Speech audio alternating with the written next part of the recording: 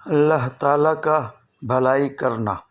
آپ صلی اللہ علیہ وآلہ وسلم نے فرمایا، آسانی کرو اور سختی نہ کرو، اور خوش کرو اور نفرت نہ دلاؤ۔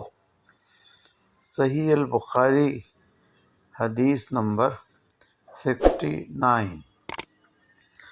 صحابہ کرام رضی اللہ عنہ فرماتے تھے کہ رسول اللہ صلی اللہ علیہ وآلہ وسلم کو یہ فرماتے ہوئے سنا کہ جس شخص کے ساتھ اللہ تعالیٰ بھلائی کا ارادہ کرے اسے دین کی سمجھ عنایت فرما دیتا ہے، اور میں تو محض تقسیم کرنے والا ہوں، دینے والا تو اللہ ہی ہے، اور یہ امت ہمیشہ اللہ کے حکم پر قائم رہے گی، اور جو شخص ان کی مخالفت کرے گا انہیں نقصان نہیں پہنچا سکے گا، یہاں تک کہ اللہ کا حکم قیامت آ جائے اور یہ عالم فنا ہو جائے۔